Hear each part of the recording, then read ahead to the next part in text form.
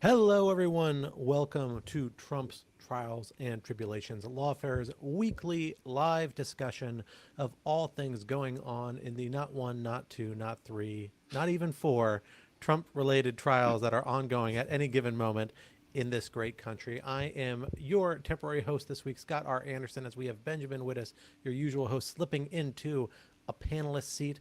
I'm thrilled to be joined by him, as well as one of our leading legal correspondents, Roger Parloff, and of course our senior editor, Quinta Jurecic, to talk over this week's big news. We may be joined by one other team member who's currently in transit. It is yet to be seen, but it is a possibility. Instead of engaging in some Wittes-style witticisms about the rooms we're recording from or other banter, I'm going to get right into the news because we have a lot to talk about. A lot has happened in this last week on a lot of different fronts. Let us start with the big news that came in last night. That is that the Supreme Court has granted cert in Trump's case, or the case in which Trump is seeking presidential immunity or absolute immunity, depending on who you ask, for federal prosecution for events arising out of January 6th. Quinta, let me hand it over to you to start us on this. What did we learn last night? What is its significance, and where does that leave the broader DC prosecution that this arises from? Thanks, Scott. I have to say, looking over the court's order, I'm actually struck by how confusing it is, given that it's only two paragraphs and it took the justices 2 weeks to get here.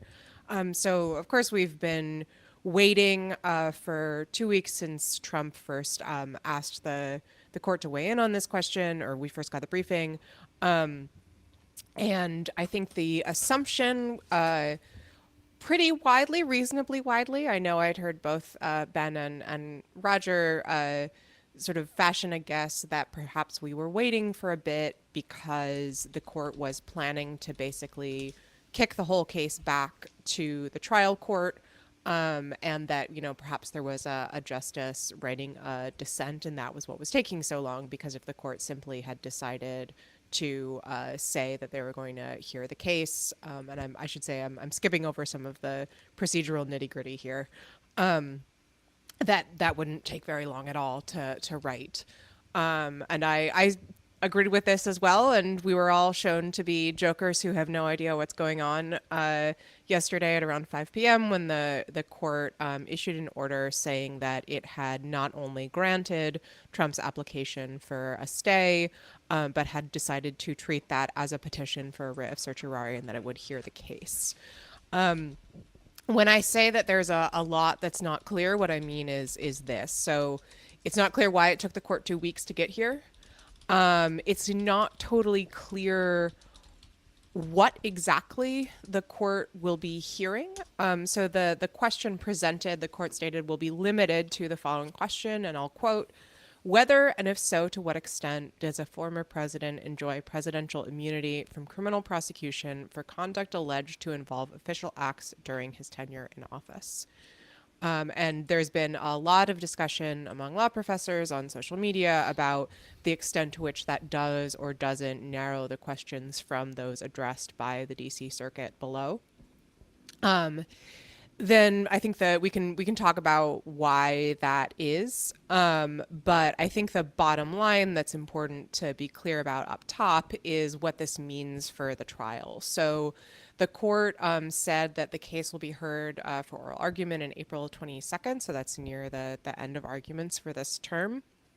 That probably means that we should be expecting a ruling from the court maybe in May. I think it's probably fair to say more likely in June, although what the hell do I know? June, or probably end of June-ish. And that, of course, is important because, as nobody wants to acknowledge, there is a ticking clock running up until the election on November 5th. So Judge Chutkan had said that she was going to give Trump a full 7 months to prepare for trial. That, of course, has been on hold since this immunity issue was first raised. I believe I saw Alan Foyer in the New York Times had calculated that at this point that means that Trump has an additional 82 days of time to prepare whenever the case goes back to the district court. 88, I think. 82, 88, I'm not sure. Somewhere in the 80s. So essentially, in terms of when the case starts again, you have to get the mandate back down from the Supreme Court to the trial court, and then add 88 days, and then a trial can start. Plus, you have to factor in the fact that jury selection is going to be kind of a zoo. So if you add up all of that together, which Roger has done, you end up with a start time for a trial that is cutting it pretty close to the election, which I think is really what is most important here, because I think it's fair to say that most commentators, myself included, think that the court is probably not going to take Trump's immunity claim particularly seriously. So the issue here is less the what the court rules in the end, and more the fact that the case is no longer with the trial court while the Supreme Court is considering this immunity issue. So I want to get into substance here, but let's focus on timing first. Roger, I'll come to you on this because you did put together a somewhat hopeless thread on this on Twitter, or single tweet even, I think, although I got a thread's worth of responses. Walk us through the timing here and lay it out against the election timing here, because there's kind of two different variables people are interested in. One is, will we have a verdict by election day that people will be able to take into account in their decision about who to vote for president? The other factor that people are interested in, I know our colleague Molly Reynolds asked about this specifically internally a little earlier today, is where exactly, what's going to be happening in that phase of the election when public attention really queues up, which tends to be basically September, October, particularly after the summer. We're going to have the nominating conventions in July. I think they're both in July, or at least midsummer. August tends to be relatively sleepy, but late August up into September, October, that's kind of the height of the fervor and public attention on the presidential race. So what's going to be happening at that phase, at this timeline, and how confident can we be in that, given that there's a lot of moving parts? Well, if in order to get this trial done before the election, to get a verdict before the election, I think you would probably need to get a ruling from the Supreme Court by 13th. That was my guess. That would be like 3 weeks. That's unbelievably optimistic from, maybe I should say fast, given that it took them, as Quinta pointed out, 13 days to write 200 words. And if, on the other hand, they were to issue the ruling at the end of June, as Quinta said, then, I don't think that you can't do it. If it were May 13th and you add what I think it's around 88 days, you would get August 9th, which is a Friday. Maybe you would start jury selection August 12th. I think in a case like this, you're going to need 3 weeks of jury selection. So maybe you could start trial September 2nd. All this assumes, of course, that the Supreme Court doesn't say, send this back for more findings, which is a possibility. But so maybe the trial starts September 2nd. Jack Smith has estimated his case in chief would take 4 to 6 weeks. If we assume the Trump case and the rebuttal case take another 2 weeks, and of course Trump's lawyers will be kicking and screaming to create delays. I think the most optimistic for the jury getting the case will be November 1st. The election is November 5th. So that is, I think, not doable. I think it's not doable. And I think they knew that. I honestly think they knew that. They have a lot of good clerks. They know what we know. They know more than we know. So I am pessimistic. So that does raise a question. In this case, we have a situation where it looks like this pushes the timeline past the point of election date, but the Supreme Court's still moving on what for it is an expedited, if perhaps not as expedited a pace as it could be going on. Ben, what do you make of that? What is the sense about what logic could have led them to this particular outcome, particularly after such a long deliberation, which does seem to suggest internal negotiations, discussion about the way to go forward. They clearly were not united from the outset on how to handle this, or else they could have reached this conclusion a lot sooner. Yeah, so I think there's really three possibilities, and let me articulate them in ascending order of cynicism.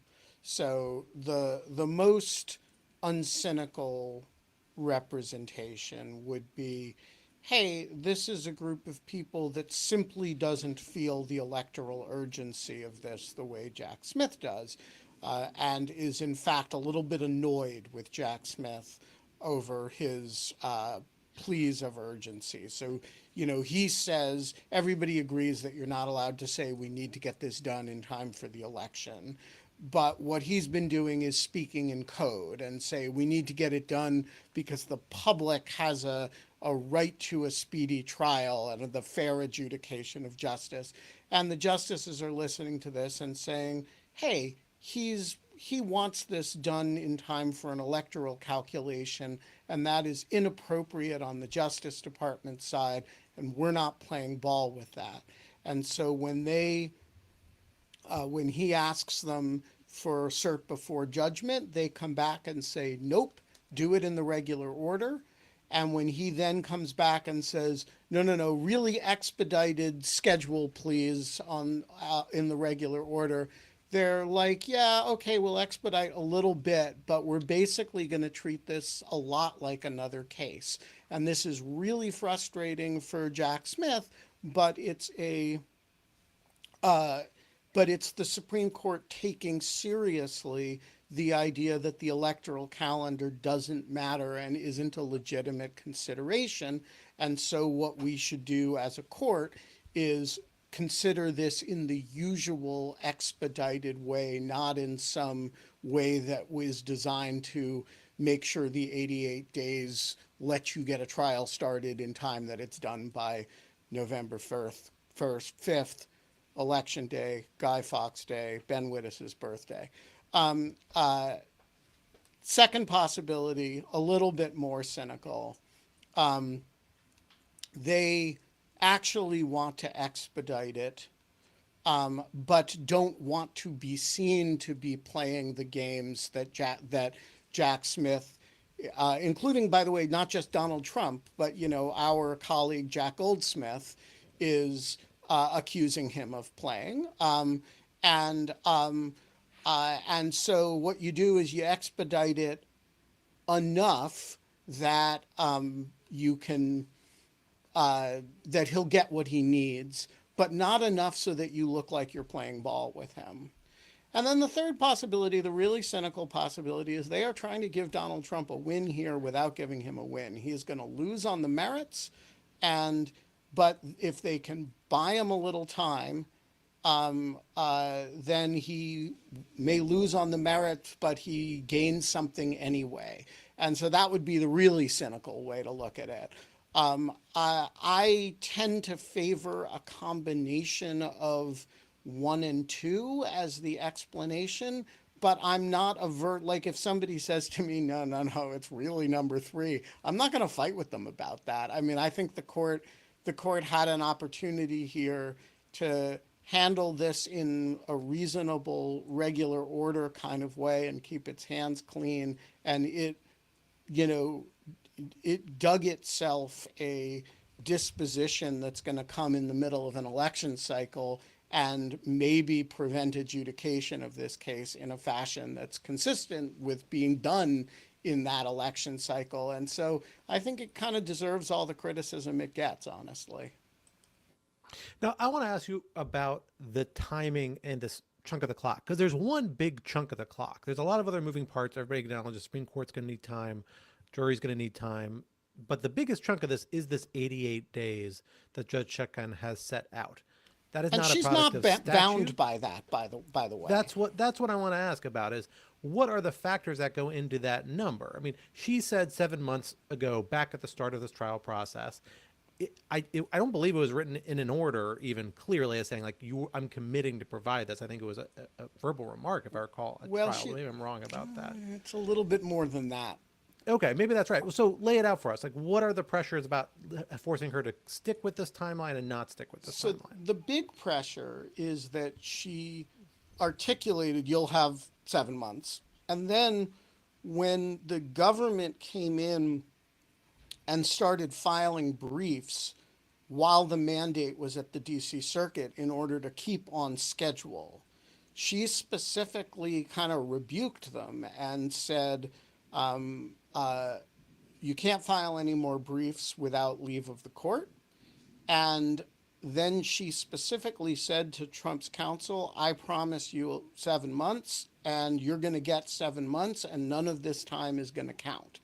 And so she would have to, she has not only said you're going to get 7 months, but she's said that the period where the mandate is not with her is not going to count against that. So she would have to go back on a pretty clear commitment that she made in order to go back on a pretty clear commitment that she made.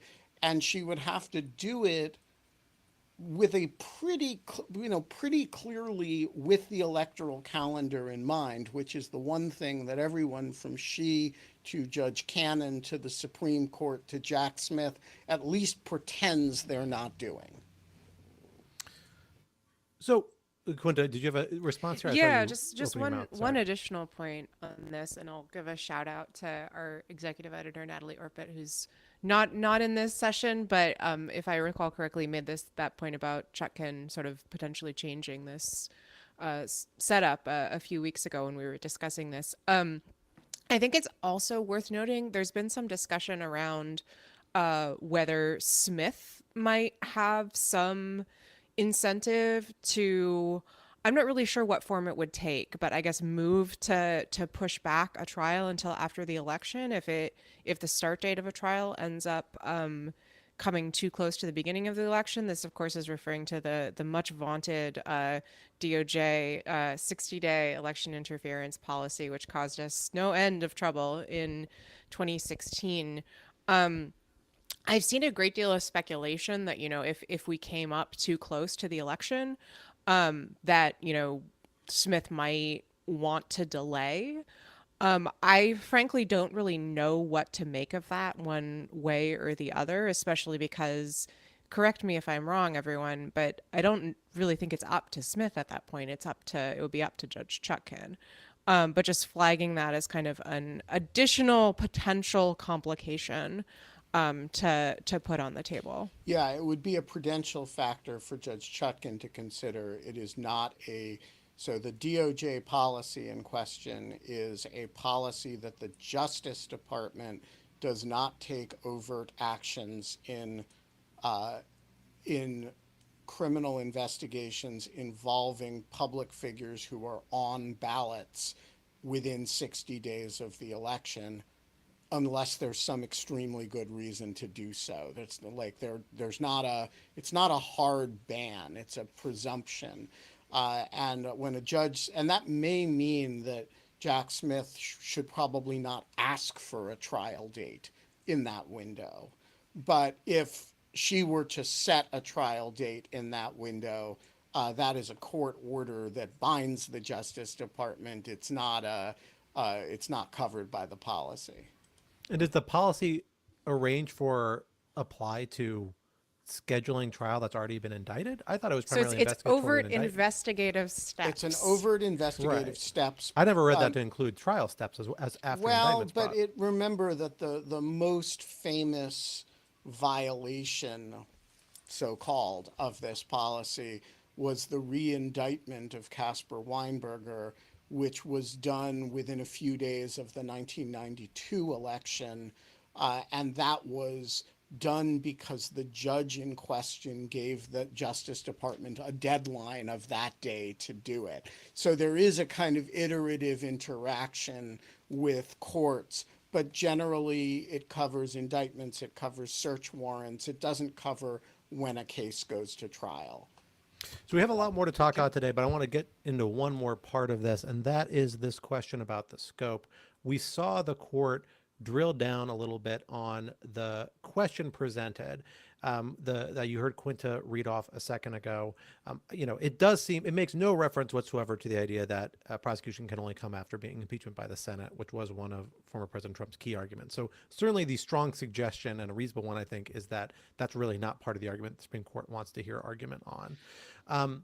It then uses the language official acts. This ties the idea that what we're addressing here is a claim of presidential immunity in a case where it is a criminal prosecution is hinging on alleged official acts of the president, or when the former president was in the presidency. Quinta, what do you make of those? That certainly seems like a hint towards an argument that is different what the D.C. Circuit did. D.C. Circuit really only addressed this in a footnote, where the official acts distinction is really something from the civil context we're familiar with, and the D.C. Circuit tried to avoid it by focusing on election violations and only really narrowly analyzing those. Is this a hint of which way the court's thinking about this, or perhaps where its concerns lie that would lead it to take up the D.C. Circuit's opinion? What do you make of it? Yeah, I do think that I'll point to both Jack Goldsmith on Twitter and Lee Kowarski, who's a law professor at UTA, just had an op-ed out in the New York Times making this point. It does seem like the court is signaling interest in the idea of focusing specifically on this question of immunity for official acts or for some subset of official acts, rather than the sort of the broader approach that was taken by Judge Chutkan in the district court and by the DC Circuit, which basically said, you don't have absolute immunity, period, full stop, end of sentence. See footnote 14 if you're in the DC Circuit. And as you say, that footnote did kind of go into the details a little bit and sort of hinted at how they might break it down, but didn't go into it completely. And so I do think that this is perhaps signaling that the court, well, it's certainly signaling that the court wants to think about this sort of narrower subset of the bigger question. And may, as Jack points out in his tweets, indicate that, there's perhaps some concern on the part of the justices that the sort of broad brush approach taken by the lower courts doesn't leave enough room to kind of allow presidents to take actions for which, some sort of malicious future prosecution might seek to hold them accountable. So I do think that is significant. And as you said, I think earlier, it's also noteworthy that they sliced out this question about whether or not the impeachment judgment clause precludes a prosecution in this case. So Trump was arguing in the lower courts that he couldn't be prosecuted for January 6th because he had been acquitted in his impeachment trial in the Senate during the second impeachment. I think everyone found that fairly ridiculous. And it seems that the Supreme Court did as well, because they don't even want to hear about it. Well, before we move on from this matter, there is one collateral issue we should at least flag for people, and that is this is not the only Supreme Court case we will be hearing relating to, or that could have a bearing on, the January 6th trial. In fact, we are hearing another one, this Fisher v. United States. We saw a little action in, and it's getting teed up for oral argument 2 months from now. Roger, what's happening in that case, and how might that weigh in here in a different direction? Yeah, this is Fisher versus United States, and this is a challenge to the way the Department of Justice has been using the statute corrupt obstruction of an official proceeding, mainly in the January 6th cases, and these are January 6th defendants bringing the action. But of course, two of the charges against Trump are also this statute, 18 USC, the corrupt obstruction and conspiracy to corruptly obstruct. And the gist of it is that the statute has two provisions. The first provision narrowly discusses corruption, obstruction through, destroying documents, forgery, messing with evidence. And the second provision is much broader. It just says corruptly obstructing an official proceeding. And one judge in the district at the district level, almost all, well, about somewhere between 12 and 15 judges at the trial level said that this applies that the government was using it correctly in the broad sense. But one judge said they weren't, and that it was limited to attempts to monkey with evidence, basically, to affect the acts that affect the integrity or availability of evidence. And so this theory is coming up. And, some people have said, well, this won't really affect the Trump case, because even if they adopt that, in Trump's case, in the Trump case, the government is talking about the alternate electors scheme, which involves falsifying these electoral slates. So it would fit. But this isn't really necessarily true. And the way that the Fisher lawyers are framing it, and the way most lawyers have framed it, is that given that they're saying that the statute only applies to acts that affect the integrity or availability of evidence, it also means that the types of proceedings that count are only evidentiary proceedings. So the proceeding here, the statute talks about congressional proceedings being covered, but what Fisher, the petitioner, is saying is that they need to be proceedings involving investigations and evidence.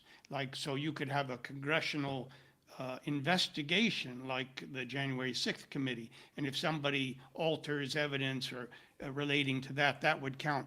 But what we have here with the joint session is, where the vice president opens the envelope and counts the votes. That's a ministerial function that wouldn't apply. So just to be clear, this does squarely, the challenge does squarely implicate, endanger, if accepted in its broadest form, 2 of the 4 counts in the indictment. Although it is fair to say that unlike a lot of the other cases where Fisher would have impact, it's not clear that the 2 charges remaining, like if you dropped out the C3 3C, charges here, the other conspiracy charges would still be quite robust. They would. These carry the 20-year potential sentence. I think the max for the conspiracy to deprive people of their rights, the right to have their vote count, I think that's a 10-year maximum. And then the conspiracy against the United States, to defraud the United States, I think that's a 5-year.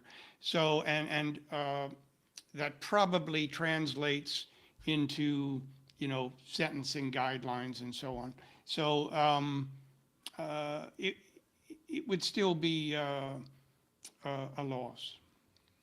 Well, let us move our eyes further south to federal district court in another jurisdiction. That is, of course, the state of Florida. Roger, we are seeing some developments in the Mar-a-Lago prosecution. We've got a pair of hearings coming up, or a number of hearings discussing a number of issues. Tell us what is on the schedule for the MAL case, the Mar-a-Lago case, and what should we be looking forward to that in the weeks to come? Yeah, there's a big hearing tomorrow, and our colleague Anna Bauer will be there, fortunately. It's supposed to have a morning session and an afternoon session. The part of it, the big thing is will likely reset the trial. The trial is currently set for May 20th. I don't think anyone expects that to happen.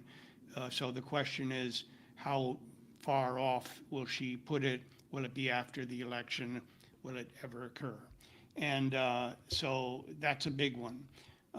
She's also, she also has a slew of issues that relate to something odd that's been happening. She's been emerging as a very, very strong advocate of openness in court with respect to court records, open access to the public and the press to court records. And that may sound like a good thing, but a lot of these records are happen to be records of witnesses, their identities and their statements. And these are usually kept secret. A lot of this stuff is called Jenks Act material. And there's a statute that says the government doesn't have to turn over any of this stuff until the witness actually testifies. After he testifies, then the government turns it over. So if a prospective witness doesn't testify, it's never turned over. And there are a lot of reasons for this. A lot of it is to protect the safety of the witness. Also, you don't want, in a lot of criminal cases, you don't want the defendant to know what the exact testimony is because he can craft his testimony around it.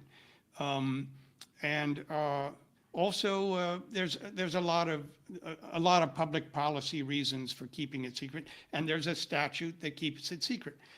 Sometimes, often, the government will turn it over shortly before trial so that the trial doesn't get bogged down. Here, what the government did was they wanted to get this case started very quickly. In fact, they asked originally for a trial date last December. And so they turned over a lot of discovery early, including Jenks Act material, and under a protective order. And so what the defense started to do, they filed some motions to compel recently, and they just appended to their motions to compel, or they understood they had to seal them initially so that this could be litigated, but they want all of this to become public. They want to unseal it. And of course, the press coalition has come in and they would like to unseal it. But the government is very, very upset. And in a preliminary ruling, she already ruled that it should be turned over. And the government has moved for reconsideration, and that's something she's going to take argument on tomorrow. I think that's very, very important. It's something that might be important enough for them to want to try to, for the government, if it loses again, to seek mandamus and try to take this to the 11th Circuit. I don't think it would be an interlocutory appeal. I don't think they would have that right, but it might be possible to get it up there from mandamus. One final thing, she ruled yesterday on the SEPA Section 4 stuff, which was interesting. She gave 2 rulings, and she denied the defense, both defense motions. One defense motion related to Nora and de Oliveira, the 2 defendants, the co-defendants, Trump's co-defendants, who are charged only in the obstruction charges. They aren't charged with willfully retaining classified materials.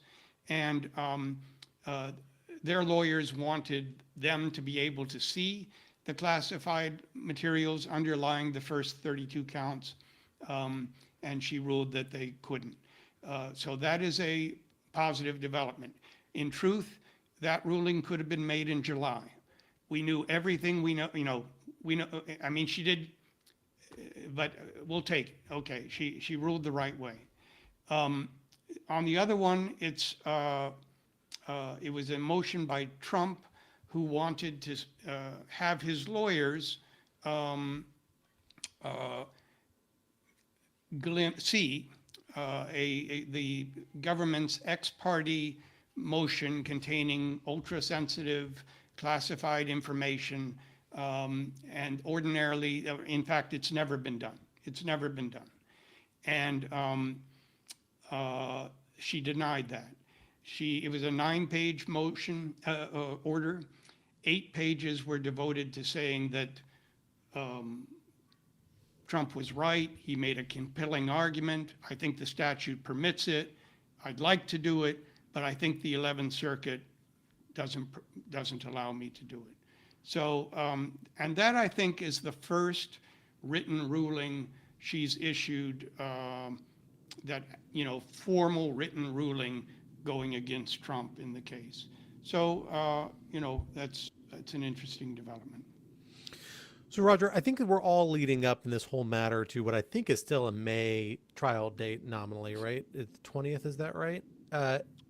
If the That's time, where it is at the moment, but tomorrow she will reset almost that half the problem. budget. So, if she does or doesn't, let's say that we're still a target. What are the big outstanding items we need to clear house on before May 20th? What are the big things we're waiting for final resolution on? Oh, And something I'm particularly interested in actually is how much of that is related to the Espionage Act charges and how much of it is related to the obstruction? 'Cause I think it's almost entirely on the Espionage Act charges. Is that right?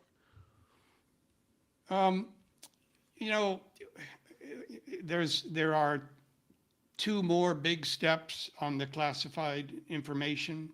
There's Section 5, Section 6, trying to decide how will classified information be presented in a public courtroom at trial. Those are very tricky issues.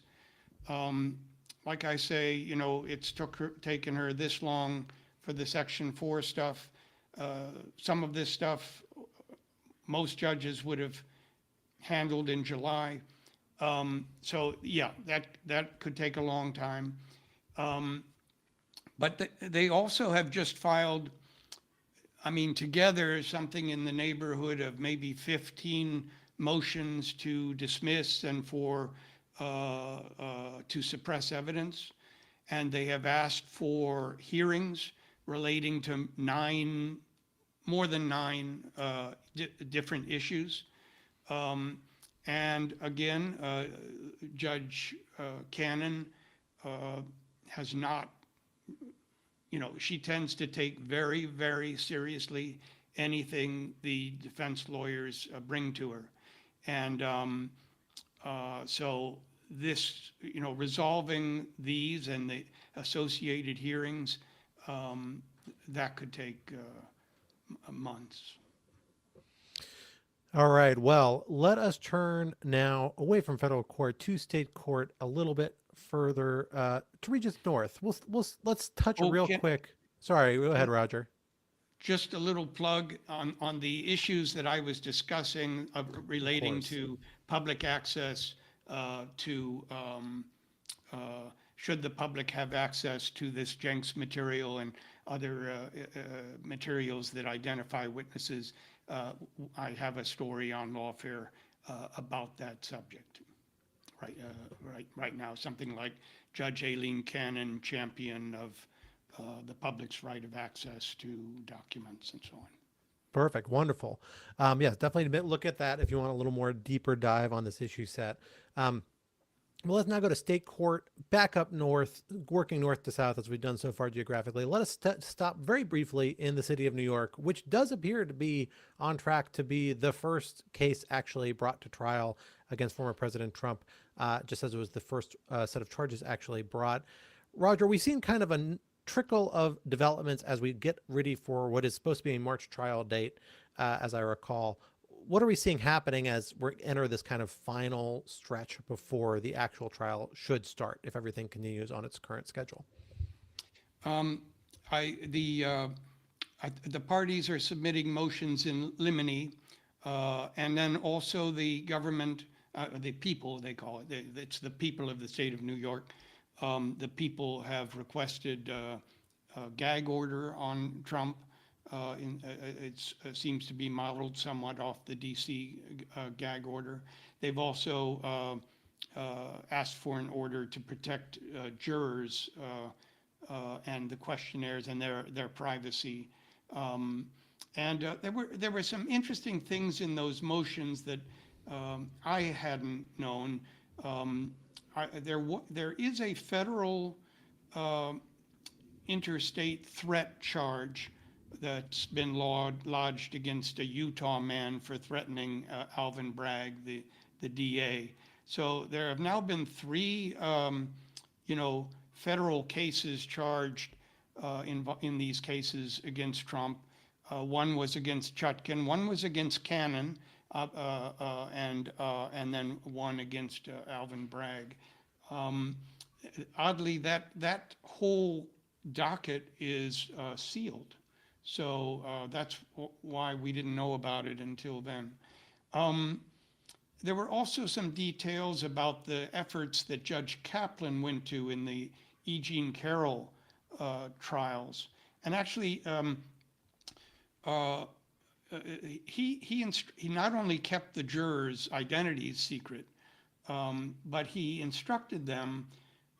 He didn't instruct them, but he told them it might be a good idea if you don't even tell your fellow jurors your real names. So that way you control your identity. Because the threats are so serious. And actually, a lot of the evidence he used, the people presented, related to a trial I think Quinta knows a lot about. It's the trial against Roger Stone. And Trump was beating on the jurors, the foreman in particular. Their identities were kept secret, but people found out anyway. And they got hate mail. And then after the trial, there was a right-wing media figure who tried to unseal the jurors' questionnaires and their identities. And there was litigation about it, very scary stuff. So anyway, so they went into that as well. Yeah, can I just add one thing before we go into more on this? I'll just say, yeah, I mean, look, it's an ongoing issue. I had a piece on Lawfare regarding the New York and DC gag orders, sort of raising the question of whether the courts are equipped to handle this problem of harassment, which is very relevant to this. And I'll just say Reuters actually has a really great piece that I believe was published today about threats received by judges in cases related to Trump, which opens with an anecdote of U.S. District Judge Royce Lamberth, who's in the U.S. District Court for the District of Columbia, who received waves and waves and waves of hate mail after handling a January 6th case, including someone who found his home phone number and called it repeatedly, threatening to murder him. And just to be clear, Royce Lamberth is one of the thickest skinned people on the federal bench. He is famously combative, and he is generally tickled by public criticism or engagement. Also not a raging leftist, I would say. No, he's a, I would say mildly right of center judge, but mostly iconoclastic but the point is, for him to be alarmed enough for this to be a story, it must have been something pretty dramatic. Yeah, so I highly recommend the Reuters reporting, which sort of just underlines how this is a growing problem. And I will say, at least in the federal judiciary, the marshals have some level of resources to deal with this problem. Apparently, Judge Lamberth was able to get assistance in upgrading his home security system. I don't know if state courts have the same level of resources, and I do worry that we're going to be seeing the chickens come home to roost there a little bit in New York. All right. Well, we are going to have more to talk about as that case gets closer on the timeline. But as we are running close to the end of the hour here, let us shift our attention to the final jurisdiction. Well, maybe not the final jurisdiction, but the final major jurisdiction on our list, back down south to Fulton County, Georgia, where we have had a lot of media sensation, I would say, over the last week in that particular case. Perhaps a little bit more heat than fire, but nonetheless, certainly an interesting set of developments regarding geolocation, regarding testimony and violations of attorney-client privilege, or not, but probably, if we're being honest. Yeah. Almost certainly. There's no way there's not a But, I don't like to serious prejudge set of anyone. Don't want to prejudge anyone. So tell us a little bit about what has been happening in this case, and particularly this kind of side trial we have been living through over Fannie Willis, her relationship with her subordinate Nathan Wade, and how it relates to whether she should be disqualified from prosecuting former President Trump and his co-defendants. Right. So I'm going to put on my best Anna Bauer impersonation here. Anna is in Florida, getting ready to cover the hearing for us tomorrow down there. Roger and I will be monitoring I think the technical name for this part of the Fulton County proceeding is the shit show. We will be monitoring the shit show tomorrow. And look, you talk about Anna Bauer, it's like summoning like a demon. There she is. I'm glad my vamping and stalling was not for naught. Anna, good to have you with us. We were just getting to Fulton County just now, and I was just saying I was going to put on my best Anna Bauer impersonation and be you, and then you showed up. So, so cut me off anytime with. But look, here's the basic outline of the situation. The defense I want to suggest that the lawyer who's behind this, Ashley Merchant, has taken a real public beating for it. I want to suggest this was good defense lawyering. She completely changed the subject of the entire conversation to the benefit of her client and a guy named Mike Roman, and to the benefit of the other defendants, including Donald Trump. She alleged a conflict of interest arising out of the romantic relationship between Fani Willis and her special prosecutor, Nathan Wade. She provided just enough evidence that such a relationship in fact existed and that it might present a financial conflict of interest, that the judge felt he had to hold an evidentiary hearing on the subject. And then she effectively turned the evidentiary hearing into a zoo. There are two major components of this right now, and it's not clear to me that they're related. The first is the question, and this is all going to be argued tomorrow. It is going to continue to be the greatest reality television show since the OJ case. And I got to say, having been old enough to watch the OJ case, this is better. Look, the first is they're going to be arguing tomorrow having put on this evidence, they're going to be arguing the question of the conflict. I do not think they have shown an actual conflict of interest within the meaning of Georgia law on the subject. Although they're closer than I'm comfortable with. I do think what they've shown is a preponderant likelihood that Fani Willis and Nathan Wade, both of whom are representing the state, have not been entirely truthful on a number of matters. And this puts the judge in an extremely difficult position because, first of all, if you decide to rule for disqualification, it's not clear how you establish the factual record to support that. And if you decide to rule against disqualification, what do you do with all this evidence that is non-trivial, that the county DA and her top prosecutor in the biggest case in the history of Fulton County, and maybe the biggest case in the history of anywhere else for that matter, are both lying on the stand? And so I know that it is fashionable to belittle this situation, and there's been a kind of you go girl quality to the media's coverage of her testimony and of the proceedings, sort of making this seem like a giant sideshow. And in some sense it is a giant sideshow, but in another sense, it has raised a real set of integrity questions about the Fulton County prosecution.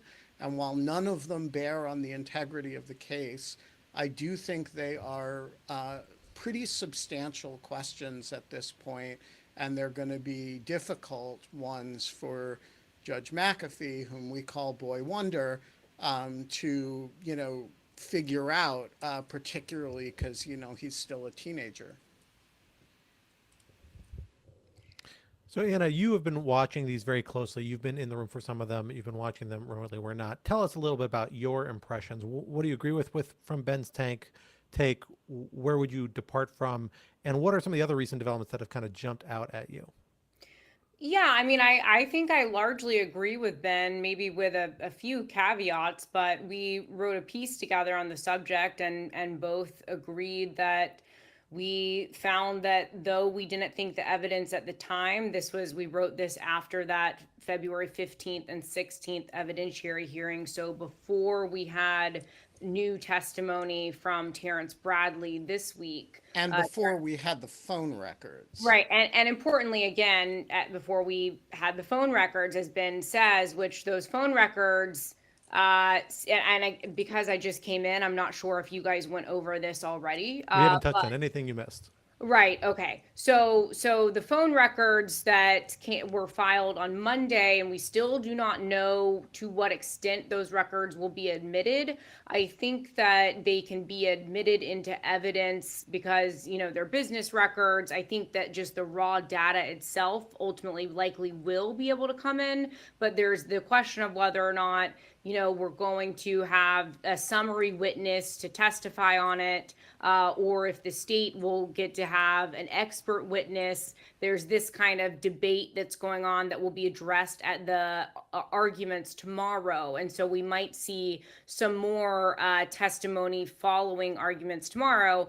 But the important thing about those cell phone records is that it showed in the time period before Nathan Wade and Fonnie Willis say that they were in a relationship, they had a large volume of calls and text messages together. That's not particularly, surprising, considering that they both testify that they spoke frequently during the year 2021 before he was appointed. He was on her transition team after she was elected to the DA's office. They, had a friendship and a professional relationship, but it was a very large volume of calls. And importantly, they also got this cell phone location information. And although Fonnie Willis and Nathan Wade both said, they'd never spent the night together, they'd never been in a relationship prior to 2022, there are two specific days that show that Nathan Wade and Fonnie Willis, or Nathan Wade seemed to be in the area where Fonnie Willis lived at the time, and that they had contemporaneous, text and calls during that time period in which Nathan Wade travels from his home in one area of Atlanta, seems to travel to the neighborhood that Fonnie Willis lives in the, around 11 o'clock, 12 o'clock at night, and then left around 3 or 4 o'clock in the morning. And the only reason that I raise this is because it kind of goes to what Ben was talking about, where there are some questions that have arisen through all of this about, whether the prosecution team has really been forthright and candid in its testimony about when this relationship started. And so I think the defense team, their argument is that this location data seems to suggest that these are two people who were not really being candid with the court when they said that they'd never spent the night together, that they didn't have a relationship before 2022. So it's to be seen whether Judge McAfee allows that kind of evidence in. That's going to be addressed tomorrow. Then we also had Terrence Bradley, who is the former divorce attorney for Nathan Wade, who testified. He had at one time been billed as the star witness for the defense team, who it was alleged that he had personal knowledge of the timing of the relationship. He had apparently been in communication with Ashley Merchant, who is the defense attorney who originally brought this motion on behalf of Mike Roman. And he previously asserted privilege, so it was kind of unclear what he knew or didn't know. And then Judge McAfee met with him in private, ultimately determined that those claims of privilege were, improperly raised, and so that he would have to retake the stand. So he did that earlier this week, and we didn't really learn a whole lot from him. It was a lot of I do not recall. He claimed that, although there were these text messages that he had with Ashley Merchant where he told her that her motion looked good that she planned to file, which in that motion it claimed, that the relationship began before Nathan Wade was appointed as special prosecutor. He told her that the relationship absolutely began before Nathan Wade was appointed. And yet on the stand, he said, well, I was just speculating. I actually didn't have any personal knowledge of any of that. And the guy, just as a witness, I've got to say, had so many inconsistencies, was so evasive that it's really hard to see how Judge McAfee credits anything that he says at any point, either, for the defense or for the prosecution. So it seemed to me that, even though he was supposed to be this big witness who was going to come in and potentially confirm the defense's account of when the relationship began, I think it really didn't move the needle either way, because he is just a witness who did not seem to have any credibility whatsoever. So those are some of the developments that have come up over the past week in terms of what's going to be in consideration when Judge McAfee makes his decision. But I do agree with Ben that, I still come down on the side of thinking that they haven't established what was originally alleged in the motion, which was that there was some kind of actual conflict of interest, meaning a financial incentive or benefit in the outcome of the case, or in continuing the prosecution as long as possible because of this relationship generating some kind of financial benefit through a kickback scheme. But I do think that there are some questions maybe in Judge McAfee's mind about how candid the prosecution team was when they were on the stand under oath. And I think that that's something that he is going to be concerned about, particularly because if there's any doubt in his mind that new facts could come to light in the coming months, he knows that there are two defendants, Sean Still and Trevion Cootie, who still have the ability to raise motions later on in April, I think is Sean Still's deadline, because his case is stayed until he is out of General Assembly, since he is a Georgia Assembly person. So he's going to be thinking in his mind that, if there's any chance new facts come to light, he doesn't want to have to deal with this again. And he doesn't want the prosecution and the case itself to be in some way tainted by, public perception of the prosecution team potentially not being honest. So I think those are things he's going to be thinking about as he makes his decision.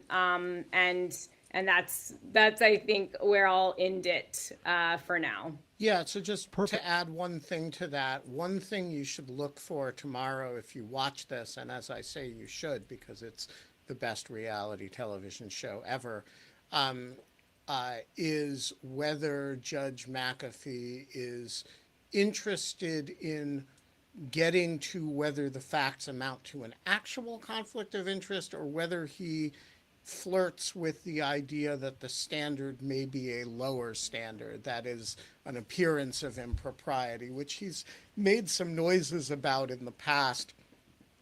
I think if you start hearing him really entertain the idea that the standard may be lower than an actual conflict of interest, he is looking for a way to disqualify.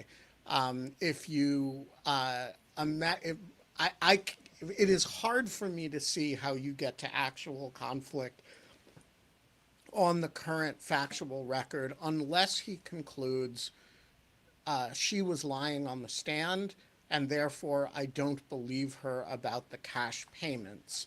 I believe that he paid for her and they're both lying about it. Then you could rule that there's an actual conflict and they are both lying to cover it up. And that would be the worst possible ruling for the prosecution.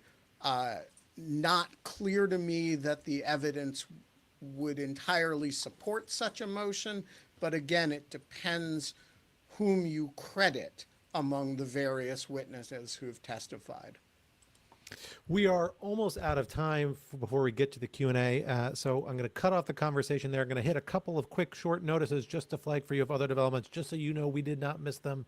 Mark Meadows, the 11th Circuit, denied his petition for rehearing en banc in regards to trying to remove his prosecution in Fulton County to federal court. That means if he's going to go anywhere, he's going to have to go to the Supreme Court next, so keep an eye out for that as yet another Supreme Court decision or matter potentially they'll have to weigh relating to President Trump prosecutions. Donald Trump is also appealing the $454 million judgment in his New York civil fraud case. We're going to see more litigation coming forward on that on the civil front in New York.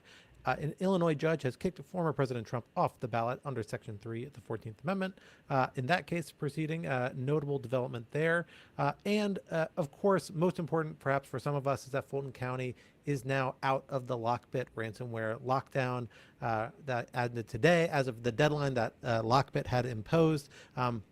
Greg Krebs, the reporter, the cybersecurity reporter, is reporting that somebody at Lockbit told him that Fulton County actually paid the ransom in this particular case, which just broke a few minutes ago.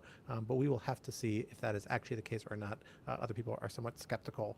With all that, let us go to questions and answers. Anna, are you ready to bring up our first guest to ask their question?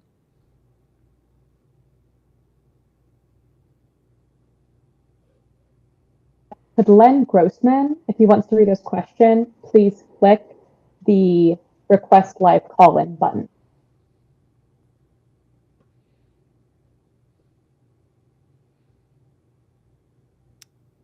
I'm not sure who you could tell who you were addressing that to, Anna.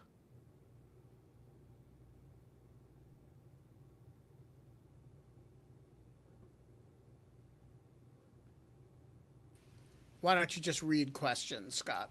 Okay, I'm going to do that then. We're going to start with Len Grossman as a question. The court declined to enter a stay, saying it was moot, but it remained stayed. Please explain. This is in relation to the immunity case. Ben, why don't I hand that over to you to get us started on that one? Yeah, so it didn't decline to issue a stay. What it did was it directed the DC Circuit to continue to withhold the issuance of its mandate to the lower court. And because it had done that, which effectively functions as a stay, it dismisses the motion for a stay as moot. Whether you want to count that as issuing a stay or count it as making a stay unnecessary, I think is a matter of how many angels are on the head of a pin. It is truly a distinction without a difference. The point is, the relevant point is that Tanya Chutkan in the district court cannot do anything without that mandate in her hand. And the mandate is literally a slip of paper that says, this is what we direct you to do. She can't do anything until she has it, and the Supreme Court has directed the DC Circuit, don't give it to her until we're done. All right, another question. We have a question now from Penelope Wisdom. Tell us, is it likely the New York election interference case, I think she means the New York criminal case, which is not technically election interference, but New York criminal case, is it going to be stayed on the same basis as the DC District Court case? Greg's case is under state law. However, Trump will make precisely the same argument. Ben, why don't we start with Quinta on that one? Quinta, what do you make of that one? I'm not sure that's quite right, but I'll let you take a stab at it first. So if the question is whether Trump is raising an immunity claim in the New York criminal case, or could he? I think either. But well, so I don't believe that he has. Roger, please do correct me if I'm wrong there. I feel that he at some point kind of made some gestures at a supremacy clause argument.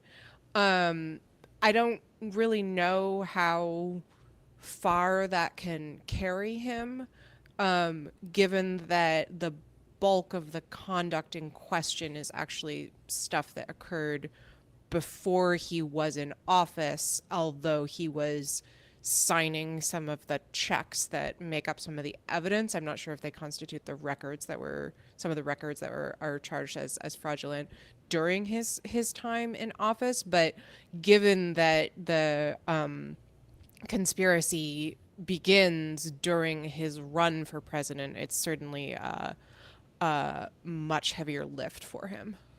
I think that's right. That's exactly what I was going to say.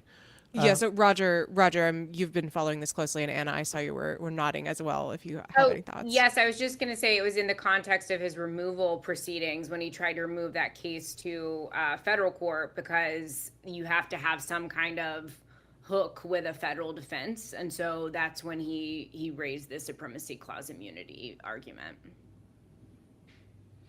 All right, we have a question from sorry, I'm just reading through to see what is the next one that makes sense here.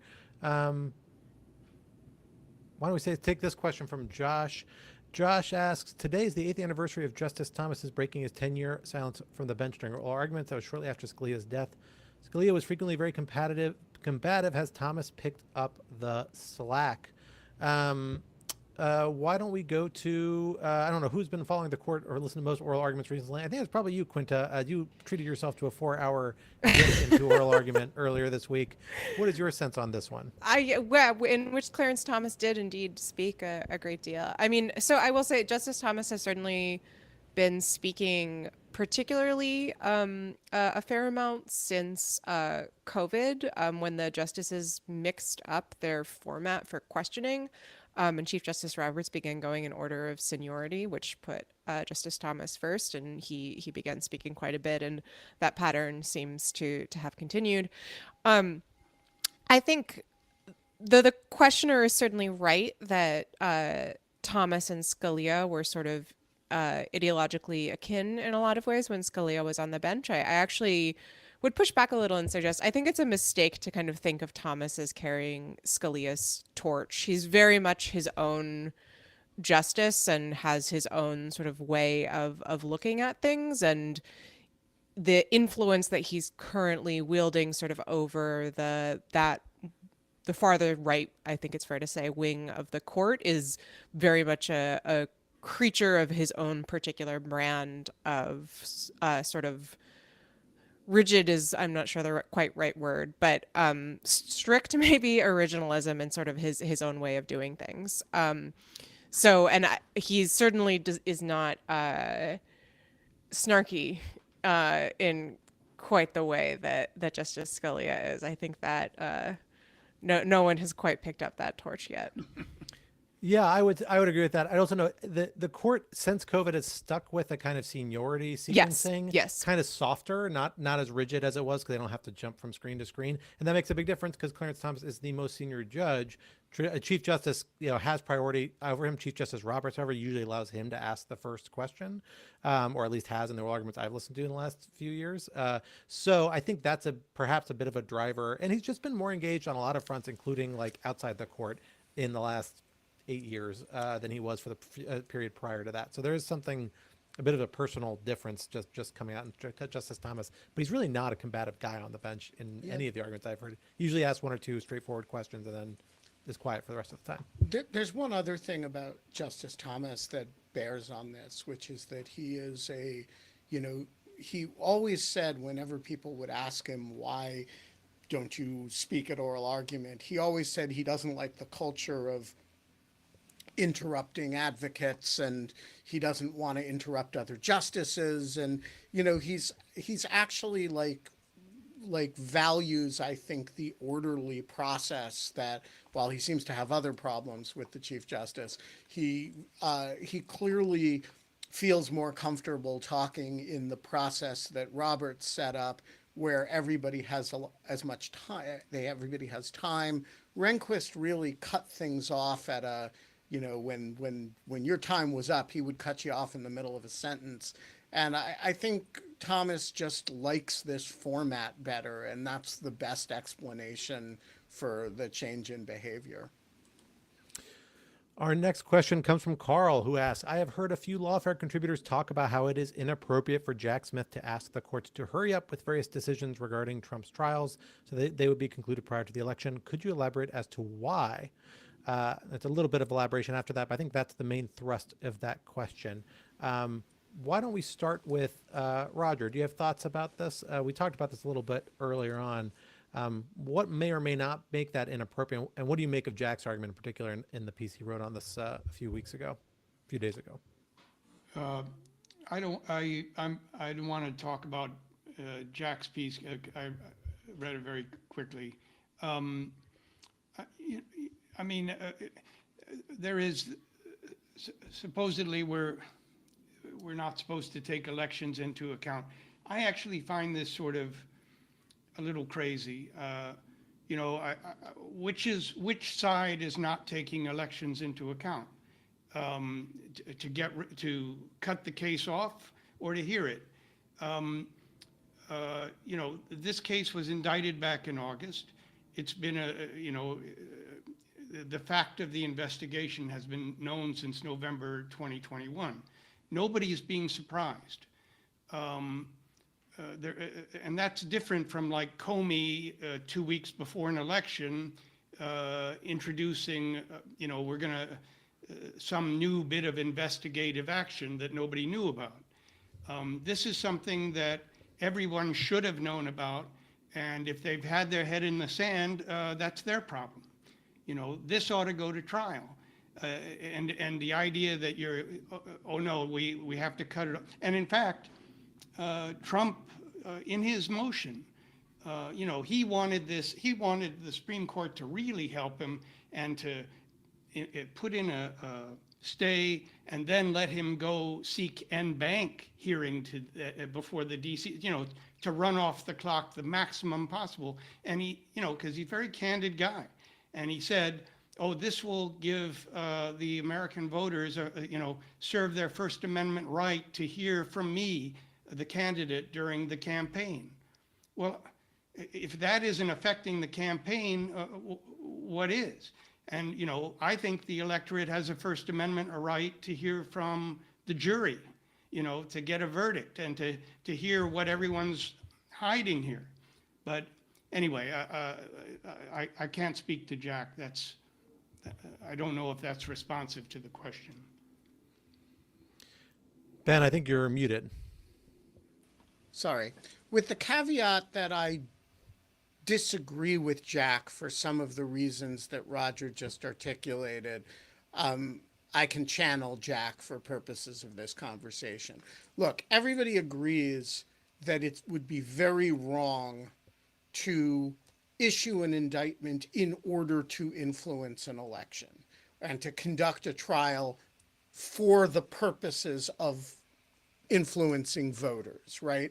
The idea is that the justice system is supposed to be separate from the political system. Obviously, there's bleed between them, but we do have Lady Justice who wears blindfold, etc. Blah blah blah.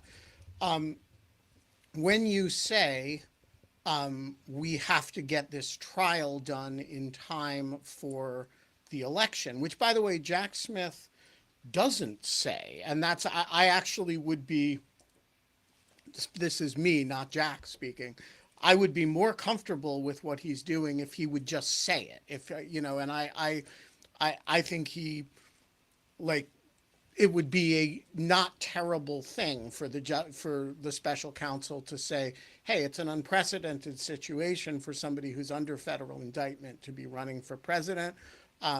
We think the voters are entitled to a disposition of this matter before the election. I don't think that would be the most, I don't think that would be an unreasonable thing. That said, that's not what he does.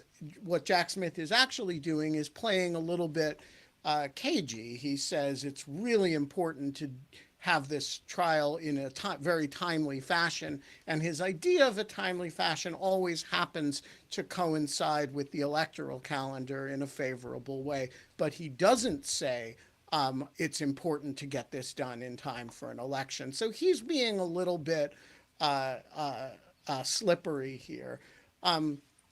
Jack's argument is that the reason he's being slippery is that the thing that I say wouldn't bother me very much, in fact, I think it would be healthy, is in fact a frank violation of DOJ policy. And DOJ policy is that you don't consider things like the electoral calendar.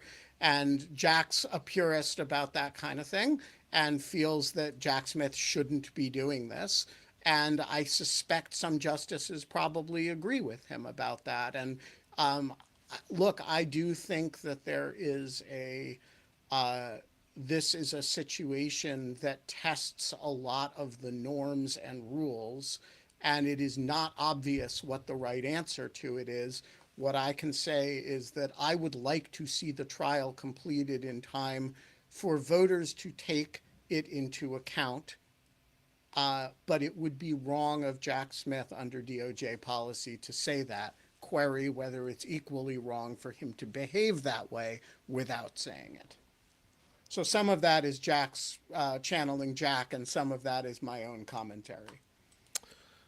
Our next question from Doug. Doug asks, what holds Supreme Court justices back from speaking out publicly against moves the court may take? For example, speaking against the continuation of the stay in the immunity case with which they might disagree. Why don't we, does anybody feel particularly inclined to take that one? I think it's relatively straightforward. Go Quinta, ahead. you want to take a crack at it? Apologies. I confess I was looking at something else. Do you mind repeating that? Well, he asks, what prevents justices from speaking out publicly against moves the court may take that they disagree with? I would propose the answer is that they do this, and they're called dissents. Sure. Yeah. I mean, that is correct, and I think we were all expecting there to be a dissent if the court decided to deny cert and pass the mandate back down to the trial court. You have increasingly seen justices speak publicly about the state of things on the court in recent years, Justice Thomas among them. I believe either Justice Thomas or Justice Alito publicly made some pretty, I believe it was Justice Thomas, made some pretty critical comments about the chief and the environment on the court last year or the year before. We've also seen other justices, including, I'm thinking of Kagan and Sotomayor, commenting publicly, although their comments were more on the side of, I know it seems rough sometimes, but we're all colleagues here, that kind of thing. But I do think the fact that they're speaking more publicly about this shows that the cracks are widening, so to speak. Because until recently, you really wouldn't have expected anyone to be speaking out in that way at all, particularly not the kind of comments that Justice Thomas made critical of the chief. All right. A question from Mike here asks, does the Supreme Court's question presented, I'm assuming this is in the context of the immunity case, amount to the court asking the prosecutor and the DC Circuit whether they even thought about the official acts portion of Nixon v. Fitzgerald? If so, doesn't that explain the court's delay in acting and its decision to grant cert? Why don't we turn to Ben on this one? What do you make of this reading of the question presented? Yeah, so the question presented, the court did a really interesting thing here, which is it reformulated the question. And it reformulated it in a direction that is, I would say, both friendly and unfriendly to Trump in different ways. So friendly to Trump in the sense that it seems to allow that there is a not none argument, answer to the question of how much presidential immunity exists. Now, I've been pointing this out, as has Quinta, for a while, that this is not an all or nothing proposition. It's a rheostat. And the insistence of both the district court and the DC Circuit that this was immunity doesn't exist for this case, period, blah, blah, blah, is something that the Supreme Court might actually have a problem with. I think you're seeing that there are at least several justices who have a problem with that. And so they formulated the question as a kind of, is there immunity for official acts? And if so, how much there is there? Now, the reason this is not good for Trump is that a lot of the behavior alleged in that indictment are not plausibly official acts. And so you could have quite a lot of immunity for official acts, and it wouldn't help Trump very much. And then the other reason it could be very bad for Trump is that because you have, Trump needs there to be absolute immunity for a lot of things. And if you put it on a rheostat instead of make it binary, you could end up with a qualified immunity standard. And the qualified immunity standard is not going to help Donald Trump very much in this case. So I think there are some the court's reformulation of the question is a really interesting one, is a really interesting issue. It's helpful to Trump in a limited set of ways and hurtful in another set of ways.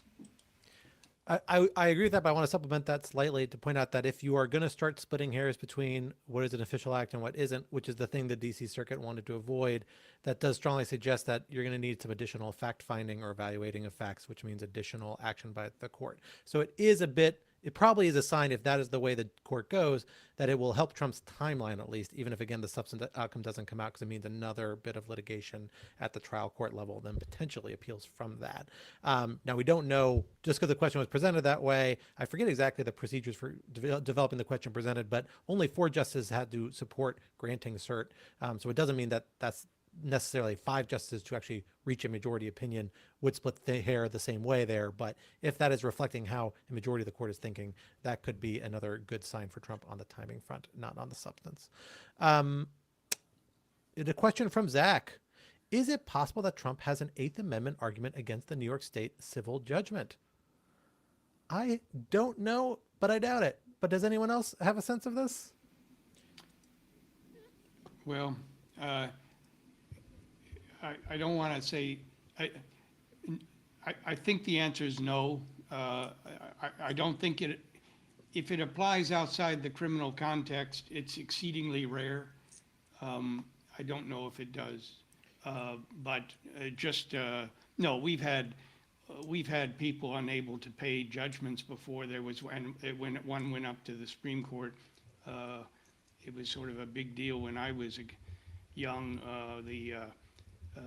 Texas, there was a judgment. The Pennzoil won a judgment against Texaco before a jury in Galveston, and Pennzoil was represented by a very good local plaintiff's lawyer, Joe Jamail, and they won $10 billion, and that was a lot of money back then. And Texaco couldn't pay it. And you needed to post a bond, and they couldn't, and they went bankrupt, and went up to the Supreme Court, and they said tough. So they didn't say 8th Amendment, they didn't say anything else, they said tough. So I don't think he has an 8th Amendment issue. Yeah, and I would say at least a good chunk, I think the majority of these funds are actually compensatory and penalties, like statutory regulatory penalties. So they're pegged to pre-existing authorities. If it were mostly punitive damages, I actually don't think it would be an 8th Amendment issue, but it could encounter other legal issues about just being excessively punitive. But I don't think that's an issue in this case, because I think that is actually not the lion's share of the funds and the costs that Trump is facing. But I could be wrong about that, but that's my recollection. That's right. And that would be a due process claim, yeah. Yeah, exactly. It wouldn't be root in the 8th Amendment, I don't believe. I think, but I could be wrong. I don't think that's right. But who knows? We don't know this stuff. This is you found one, you stumped us. Congratulations. Let us now go to Fulton County for a good question that I've wondered myself from Suzanne, who asked, if Fani Willis actually repaid Nathan Wade in cash, wouldn't she have loads of proof that she regularly makes cash withdrawals from her bank or her supermarket or wherever? Everyone seems to just accept, well, she paid in cash, so there's no money trail, but she's not paid in cash for her work as a DA, and you can't withdraw cash without generating a receipt. So where is this evidence? Anna Bauer, have we heard discussion of this or seen evidence about this claim of this huge stash of cash that Fani Willis has carrying about her at any given moment? Wait, I'm sorry, just was looking at something about Fulton County, and so I missed the first part of the question. The The question question is, if Fannie Willis paid so much cash to Nathan Wade as she alleges, why are we not seeing evidence of receipts that she is withdrawing large amounts of cash, particularly as she claims this was her standard practice? Yeah, so I think that her response to that when she testified is that it's not necessarily that she's, withdrawing tons of cash all the time. It's more of like something that she'll go to the grocery store and pay by credit card and then get cash back or something like that, and kind of add to the cash that she keeps in her home. And that kind of was her practice. It's not, or that maybe someone will pay her back for something and then she'll add that to whatever it is that she has in her home. And it's not something where she's actively, going to the ATM, withdrawing $2,500 and then giving it to Nathan Wade. It's like she has an existing kind of ongoing, bits here and there that just add up to her having, a significant amount of cash.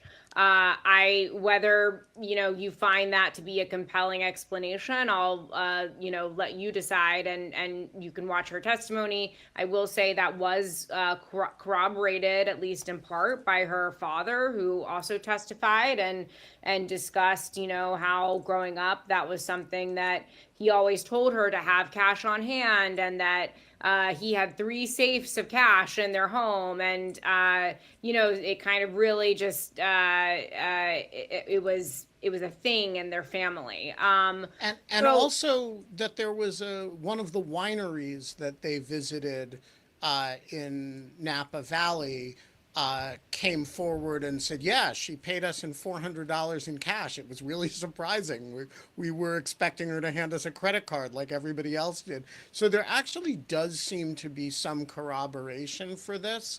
And her testimony on this point was detailed and about her practice and how she did. And I actually found it, at least at the time, pretty credible. Yeah, and I will say too, on the winery point, prosecutors ahead of that hearing tomorrow, another issue that has just recently arisen, although it's been hard to track down the motion because there's no way to access the docket because of the Fulton County cyber attack. Prosecutors are There asking. is now. It ended just an hour ago, but that's okay. You missed that part. But That's the one thing you missed about Fulton I County. still don't think the docket is back up though. But the prosecutors are asking for the winery person, the owner who CNN found, who remembered Fonnie Willis paying in cash. They're asking for that person to be able to submit an affidavit into evidence about that. So that's something else that will be addressed tomorrow. But I will say that, you have Fonnie Willis's testimony, her father's corroborating testimony, potentially this winery person, and then also Nathan Wade testifying as well, and both of their stories linking up to, the amounts that were paid and, maybe details about, for example, where Fonnie Willis gave him the cash. They both said that she gave it to him in Belize, for example, on that trip. So there's a number of things that if you look at what's in evidence, there's a lot that could lead Judge McAfee to finding that this seemingly implausible story about cash repayments actually makes sense in context.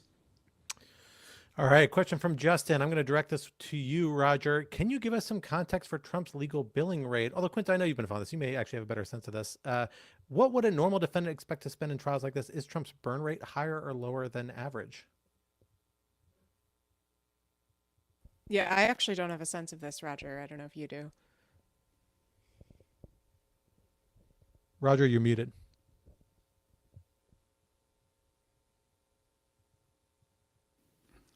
I'm afraid I don't either. Sorry. Yep, sorry about that. And I guess Justin. all I can say is that, so far the money has been coming not from Trump, but from this leadership pack, through a sort of complicated structure that seems like it might run afoul of campaign finance law or might not, but the FEC is probably not going to do anything about it. So, you know, who knows? But that leadership, so that PAC is paying the funds. I think there's a question about whether or not that PAC will run out of money at a certain point because it just requested a refund from another PAC to which it had loaned the money for use on the Trump campaign. So all of this is a little bit of a shell game. And I'll be interested if we ever get any sense of how much money is behind which of the shells. And I will say, just on the billing front, anecdotally, I think we do know, A, that lawyers are very expensive and their rates vary a lot. B, Trump hires weird lawyers sometimes and weird numbers of them, as judged by some of the difficulty of processing some of this stuff. And C, he has trouble hiring lawyers because he's had payment issues with a lot of them in the past. So they have weird billing arrangements. I know we've seen some get very large upfront sums and things like that. So I'm just not sure how easy it is to compare one-to-one with any other case. He's a unique defendant. These are kind of unique matters. That's my sense of it, at least. Catherine, Mary, Tony, Catherine, Mary, Tony, and Shannon, I think we have addressed your questions more or less and addressed some of the other questions. Apologies we couldn't get to them, but I think hopefully we got answers to you. That leaves us with one last question as we go from Laura Donna, who asked, why is the Supreme Court dealing with free speech and social media, which they understand to be tricky, instead of immunity, which is clearly not? From the timestamp, I think she may have submitted this before the court took up the immunity case yesterday, so we can interpret that and amend that as we will. But then she also has asked Ben to sing something, which I have passed to him. I do not know if he's going to do it or not yet. Does anyone have a question, a sense of her substantive question before we turn over to Ben's, musical moment in the spotlight? Yeah, I mean, so the court is taking up this. I think this is referencing the net choice social media cases which have to do with Texas and Florida social media laws limiting platforms' ability to moderate content. I think I'd just say, that's kind of in a different category than the Trump immunity issue. Insofar as the Trump immunity issue is on the emergency docket, the net choice issue is on the Supreme Court's typical docket. It was briefed at a leisurely pace. They really took their time getting to it. And I assume they'll take their time in giving us a decision as well. It sort of doesn't have the same time crunch. And so I think it's a bit of an apples and oranges issue there. And with that, Ben, the mic is yours. Yes, well, I'm going to disappoint our correspondent on this. She has sent me two arias. It looks like the first of them, as best as I can tell, is Iago's aria in Act 1, Scene 2 of Otello. And the second one is Leporello's catalog aria from Act 1 of Don Giovanni. And I will just say, first of all, I don't know that I'm actually capable of singing the Iago bit. I can try, but I'm not going to. I can definitely sing the Leporello aria, but if you're going to get me to do that, you're going to have to submit that as a proposed mini pod for the Patreon this month. You're going to have to get your colleagues to vote for it. And yeah, then I will be happy to record Leporello for you. And I will even take a crack at Iago. By the way, superb taste. That is. There we go. On that note, folks, that brings us to the end of this week's edition of Trump Trials and Tribulations. Tune in, every Thursday at 4 p.m., or at least almost every Thursday, for discussions about what is happening this week in the Trump trial landscape we are all tranching through. Until next time, I'm Scott R. Anderson. We are Benjamin Wittes, Roger Parloff, Anna Bauer, and Quinta Dresick. Thank you so much for joining us, and see you next week.